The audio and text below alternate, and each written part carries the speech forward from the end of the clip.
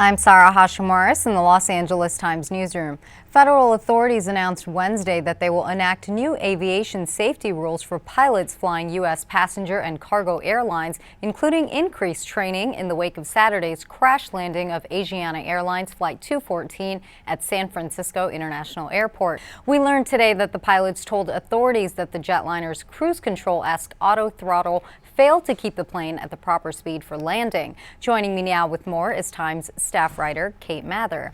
Kate, you were just in San Francisco over the weekend covering this huge tragic story. Let's start with the updated patient numbers. What did you find out today? Right, well, the two major hospitals that took the most patients, Stanford Hospital and San Francisco General Hospital, both put out new updates today. Stanford Hospital, which treated 55 patients, said that they have 4 left, including one person who's in critical condition. San Francisco General Hospital saw a total of 66 patients.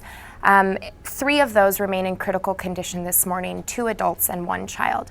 San Francisco General Hospital also noted that they had originally reported treating 62 people from the crash, but said that on Monday evening 4 children came in complaining of complications or problems from the crash.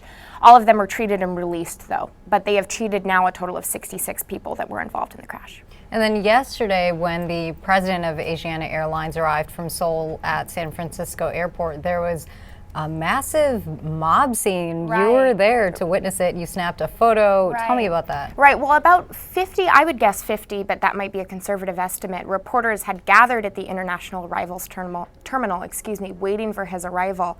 They had kind of set up a makeshift microphone stand, even though he hadn't confirmed that he would formally speak to the press. When he walked out of the arrival area, he completely bypassed the microphone stand, and then the reporters just ran after him. There were at least 2 police officers there that were holding the reporters back. They were shoving cameras in his face. They were snapping photos, and eventually the airport personnel ushered him back into the arrival gate the way he came, because it was just such a frenzy by the time he got there. And then there's also a media frenzy outside one of the hotels, I believe, where a lot of the survivors are staying. Right. There's a lot of media attention on this story. Obviously, it's a big story.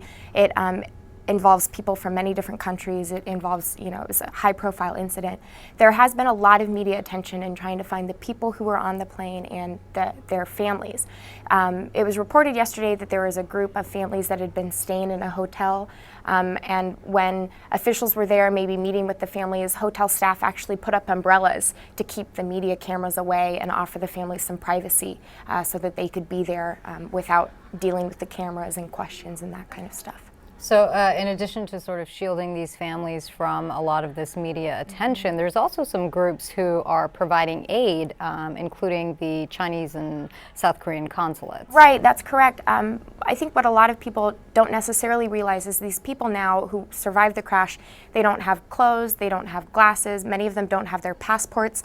So I was told by one of the tour groups who was supposed to greet a group of passengers on the plane that the tour group was offering assistance to the passengers as they kind of waited for the next logistical steps. The passengers are working with the consulates to determine when they can fly back to their respective countries. They're trying to figure out the next steps, dealing with anything you would deal with normally through international travel, customs, passports, that kind of thing. That all became complicated after Saturday. So right now, as the groups are trying to figure out what they're doing, there's a lot of local groups, the consulates. The San Francisco mayor has touched base with the consulates to make sure that they are getting the assistance they need to help the passengers as they figure out what to do next.